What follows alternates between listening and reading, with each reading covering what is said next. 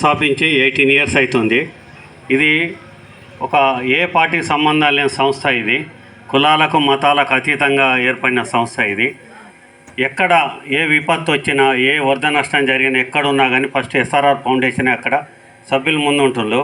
హైదరాబాద్లో వరదలు వచ్చినప్పుడు కూడా మనమే ముందున్నాం. తర్వాత వచ్చేసి మనకు ములుగు సీతక్క కాన్స్టిట్యున్సీలో ఆమె అసెంబ్లీ నియోజకవర్గాల కూడా 10 విలేజ్లు కూడా మనమే వాళ్ళకి నిత్యావసర సరుకులు బట్టలు పంపిణీ చేయడం జరిగింది. ఇప్పుడు మన ఖమ్మం జరుగుతూ కూడా ఖమ్మంలో కూడా 4000 మందికి వాళ్ళకు భోజనాలు అందించడం జరిగింది. వాళ్ళకి నిత్యావసర సరుకులు కూడా అందించడం జరిగింది. కోవిడ్ టైంలో కూడా ఒక 60 lakhs సరుకులు పంచినా నేను. ఇక్కడ కూడా మన మైలారాలో కూడా ఎర్రబెల్లి దయాకర్రావు గారితో కూడా పంచిపించాను. అప్పుడు ఏంటంటే 2 రాష్ట్రాలు, అప్పుడు ఆంధ్రప్రదేశ్ తెలంగాణ 2 రాష్ట్రాలలో కూడా మా సేవా కార్యక్రమాలు చేయడం జరుగుతుంది. ఇప్పటి వరకు మేము ఎక్కువ నేను చేసిందంటే నేను ఎస్సీలకే ఎక్కువ చేసిన. నేను చెప్పాలంటే వాళ్ళకి ఎక్కువ గుళ్ళు కట్టించింది, కానీ తర్వాత నెక్స్ట్ ఎస్సీలకు చేసినాం. ఎందుకంటే వాళ్ళు ఎక్కువ పేదవాళ్ళు ఎక్కువ ఉంటారు కాబట్టి వాళ్ళు వచ్చేసి మాకు ఈ గుడి కట్టియాలని చెప్పేస్తే వాళ్ళ మాట కాదనుకుంటా. ఇప్పుడు మీరు ఒక అమ్మవారి పేరు కూడా చెప్పేళ్ళు, సవాలక్ష్మి అమ్మవారిది.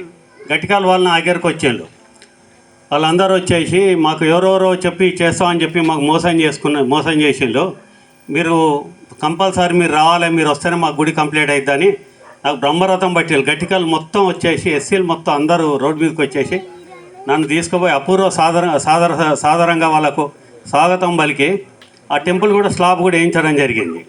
ఇక్కడ కూడా మనకు వెంకటేశ్వరపల్లి కూడా ఎస్సీ కాలనీ వాళ్ళు వచ్చేసి ఇది మాది ఆగింది, మా దగ్గర డబ్బులు లేవు, మేము చేసుకోలేకపోతున్నాం అంటే ఆ గుడి కూడా కంప్లీట్ చేసి నేనే దగ్గరుండి పూజ చేసి దాన్ని కూడా స్టార్ట్ చేయడం జరిగింది.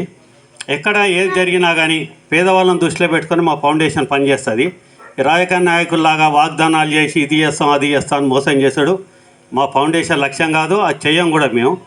పేదవాళ్ళు అట్నే అలాగనే మనకు మోతయ్య జయంత్ అని ఒక ఎస్సీ పిల్లగాడు ఎంబీబీఎస్ సీట్ వచ్చి 98% వచ్చింది, ఆటో తోలుతాడు వాళ్ళ ఫాదరు. ఆ పిల్లగాన్ని కూడా దత్తత తీసుకొని సంవత్సరానికి ₹1,00,000 మా ఎస్ఆర్ఆర్ ఫౌండేషన్ నుంచి మేము కడుతున్నాం. అలాగే స్కూల్స్ కూడా దత్తత తీసుకొని మనకు డిజిటల్ చేసేసి ఇప్పుడు మైలారం స్కూల్ ఉన్నది, ఎలక్ట్రానిక్ ప్రింటు మనకు వచ్చేసి వాళ్ళకు పిల్లలకు టైస్, షూస్, బెల్ట్స్, కంప్యూటర్స్ అన్నీ ఇవ్వడం జరుగుతుంది. అట్నే హైదరాబాద్లో కూడా అంటే కొన్ని కాన్స్టిట్యూన్సీలలో కొన్ని పేదవాయి స్కూల్స్ ఉన్నాయి చూసుకొని పూర్ స్కూల్స్ ఉంటాయి కదా, వాటికి మా ఫౌండేషన్ మీద సేవ చేస్తున్నాం. ఎవరి దగ్గర మేము ₹1 తీసుకుంటలేము. నేను సంపాదించిన దాంట్లో ₹1 వస్తే దాంట్లో మేము 30 పైసలు మా ఫౌండేషన్ మీద ఖర్చు పెడుతున్నాం. అట్నే మనకు నా దృష్టికి వచ్చిన పేదవాళ్ళు ఎవరు ఉన్నా కానీ మా ఫౌండేషన్ని సహాయ సహకారాలు అందిస్తాం. ఇక్కడ కూడా మనకు ఉప్పలయ అనుకుంటాం, ఉప్పలేనా గాగులు ఉప్పలయ అని చెప్పేసి ఇట్లా పేదవాళ్ళు ఉన్నారు అనగానే బియ్యం బస్తాలను ఆల్రెడీ నూనె కూడా పంపించడం జరిగింది. అట్నే ఎక్కడ ఏ విలేజ్లో ఏది ఉన్నా కానీ మా ఫౌండేషన్ని సేవా కార్యక్రమాలు చేస్తున్నాం. ఏదో మనం ఆశించో నాకు ఎమ్మెల్యే పదవి కావాలనో ఆ పదవి కావాలనో ఈ పదవి కావాలని నేను చేస్తాను. 20 years నేను చేస్తున్నాం. మా ఫౌండేషన్ పేదవాళ్ళకి సాయం చేస్తుంటుంది. ఇక ముందు కూడా అలాగనే చేస్తుంటాం. మీకేమైనా ప్రాబ్లం ఉన్నా ఏదున్నా మన రెడ్డి గారు కానీ మన యాకు గారు కానీ మన బిచ్చన్ రెడ్డి మన బాబాయ్ కానీ ఎవరికి వాళ్ళకి చెప్పేసినా కానీ మా ఫౌండేషన్ నుంచి మా సహాయ సహకారాలు ఎల్లవేళలు ఉంటాయని చెప్పేసి ఎస్ఆర్ఆర్ ఫౌండేషన్ అధినేతగా మీకు హామీ ఇస్తాను.